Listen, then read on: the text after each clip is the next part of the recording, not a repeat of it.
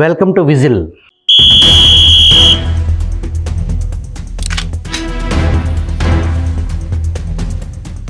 ప్రస్తుతం దేశంలో పరిస్థితులు నాటి ఇందిరాగాంధీ ఎమర్జెన్సీ పరిస్థితుల్ని గుర్తు చేస్తున్నాయనే విమర్శలు వెల్లువెత్తుతున్నాయి. నాడు ఇందిరాగాంధీ ఎమర్జెన్సీ ఎత్తివేయటం, వెనువెంటనే ఎన్నికలకు వెళ్ళటం ఉత్తమం. ఈ ఎన్నికల్లో కాంగ్రెస్ ఓడిన ఆ తర్వాత ఎన్నికల్లో ఘన విజయం సాధించడానికి తోడ్పడుతుంది అని ఆంధ్రప్రదేశ్కు చెందిన డాక్టర్ నాగులపల్లి భాస్కర్రావు ఆలోచన ఇందిరకు సలహాగా పనికొచ్చింది.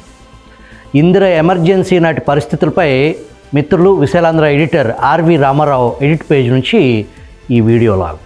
మరో 3 నెలలు గడిస్తే దేశంలో ఎమర్జెన్సీ విధించి 50 ఏళ్ళు పూర్తవుతుంది.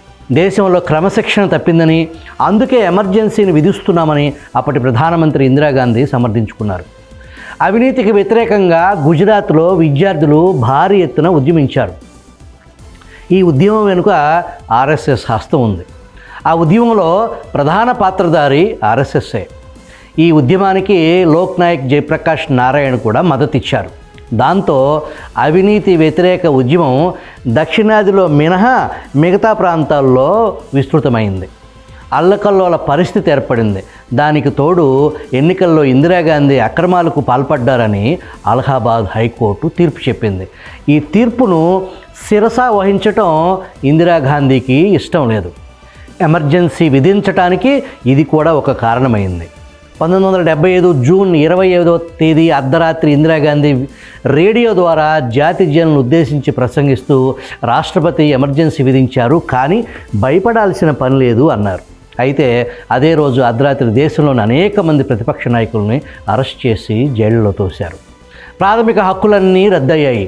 న్యాయ వ్యవస్థపై కేంద్ర ప్రభుత్వ పట్టు బిగిసింది. సుప్రీంకోర్టు ప్రధాన న్యాయమూర్తి నియామకంలో అంతకు ముందున్న సాంప్రదాయాలను ఇందిరాగాంధీ తొంగలో తొక్కారు. ఎమర్జెన్సీ సందర్భంగా తీసుకొచ్చిన 42వ రాజ్యాంగ సవరణ వివాదాస్పదమైంది. సరిగ్గా అదే సమయంలో భారత కమ్యూనిస్టు పార్టీ సిపిఐ ఇందిరాగాంధీ వైపు మొగ్గింది. ఎమర్జెన్సీని సమర్థించింది. శివసేన వ్యవస్థాపకుడు, కాంగ్రెస్కు బద్ధ విరోధి బాల్ ఠాక్రే, ప్రసిద్ధ సంపాదకుడు ఖుష్వంత్ సింగ్, మచ్చలేని గాంధేయవాదిగా ముద్రపడ్డ ఆచార్య వినోబా భావే లాంటి వారు ఎమర్జెన్సీని సమర్థించారు. ఈ సమర్థనకు ఎవరి కారణాలు వారు చెప్పుకున్నారు. ఎమర్జెన్సీ అమలు జరిగిన తీరు చూస్తే అవి చీకటి రోజులని తేలిపోయింది. బాల్ ఠాక్రే నాయకత్వంలోని శివసేన మాత్రం ఎమర్జెన్సీని సమర్థించటం తప్పని ఇప్పటిదాకా అంగీకరించలేదు.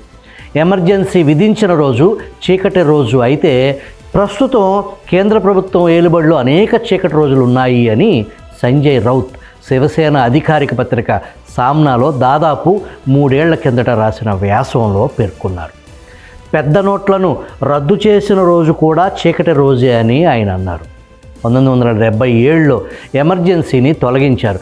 ఎమర్జెన్సీ సమయంలో ఇందిరాగాంధీ నేతృత్వం కొనసాగింది. విచిత్రం ఏంటంటే ఎమర్జెన్సీని రద్దు చేయటం ద్వారా ఇందిరాగాంధీ తన నిరంకుశత్వాన్ని తానే రద్దు చేసుకున్నారు. ఇలాంటి ఉదాహరణలు ప్రపంచంలో ఎక్కడా కనిపించవు. ఎమర్జెన్సీకి మద్దతు ఇచ్చినందుకు 1978లో జరిగిన మహారాష్ట్ర శాసనసభ ఎన్నికల్లో శివసేన భారీ మూల్యం చెల్లించవలసి వచ్చింది. దాంతో బాల్ ఠాక్రే శివసేన అగ్రనాయక స్థానానికి రాజీనామా చేయడానికి సిద్ధపడాల్సి వచ్చింది. కానీ ఆయన మద్దతుదారులు ఒప్పుకోకపోవడంతో ఆయన రాజీనామా చేయలేదు. అలాగే 1977 జనవరిలో జరిగిన సార్వత్రిక ఎన్నికల్లో లోక్సభలో సిపిఐకి తీరని విఘాతం కలిగింది. బాహాటంగా ఎమర్జెన్సీని సమర్థించడం సిపిఐని బాగా కొంగదీసింది. 1978లో పంజాబ్లోని భంటీడాలో జరిగిన పార్టీ జాతీయ మహాసభ, ఆ సభలో ఎమర్జెన్సీని సమర్థించడం పెద్ద తప్పైందని సిపిఐ అంగీకరించింది. సిపిఐకి కాంగ్రెస్కు మధ్య విభజన రేఖ తొలగిపోయిందని కూడా ఒప్పుకుంది. రాజకీయ వాస్తవికతను గుర్తించలేకపోయామని, ఇది పెద్ద రాజకీయ తప్పిదమని సిపిఐ అంగీకరించింది.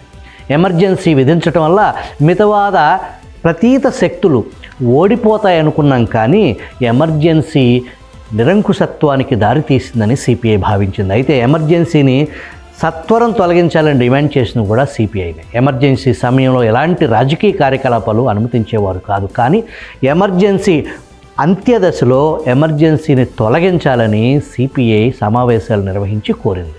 ఎమర్జెన్సీలో తీవ్ర విఘాతం కలిగిన తరువాత సిపిఐ తన తప్పు గ్రహించి వామపక్ష ఫ్రంట్లో భాగస్వామిగా మారింది. ప్రసిద్ధ సంపాదకుడు ఖుష్వంత్ సింగ్ కూడా ఎమర్జెన్సీని సమర్థించిన వారిలో ఉన్నారు. ఆయన తాను ఎందుకు ఎమర్జెన్సీని సమర్థించారో 2000 సంవత్సరంలో వివరణ ఇచ్చారు. నిరసన తెలియజేయటం ప్రజాస్వామ్యంలో విడదీయలేని హక్కు అని నేను అంగీకరిస్తాను. ప్రభుత్వాన్ని విమర్శించడానికి సభలు, సమావేశాలు పెట్టుకోవచ్చు, ఊరేగింపులు, ప్రదర్శనలు నిర్వహించవచ్చు, సమ్మెలు కూడా చేయొచ్చు, వ్యాపారాలు మూసేయచ్చు. అయితే దౌర్జన్యానికి దిగకూడదు. దౌర్జన్యకర సంఘటనలు జరిగితే వాటిని అణచివేయటం ప్రభుత్వ బాధ్యత అని ఖుష్వంత్ సింగ్ వివరించారు. సాధారణంగా రాజకీయాలకు దూరంగా ఉండే ప్రముఖ పారిశ్రామికవేత్త జేఆర్డి టాటా కూడా ఎమర్జెన్సీని సమర్థించారు. తాను ఇందిరాగాంధీని సమర్థించడం సబబేనని టాటా న్యూయార్క్ టైమ్స్ పత్రికకి ఇచ్చిన ఇంటర్వ్యూలో చెప్పారు. ఎమర్జెన్సీ విధించకముందు తాను ఆఫీసులోంచి వీధిలోకి అడుగుపెట్టే పరిస్థితి ఉండేది కాదని జేఆర్డి టాటా చెప్పారు. ఆయన మరో అడుగు ముందుకేసి మనకు పార్లమెంటరీ వ్యవస్థ సరిపడదు అని కూడా అన్నారు. వినోబా భావే అయితే ఎమర్జెన్సీని అనుశాసన పర్వం అని స్తుతించారు.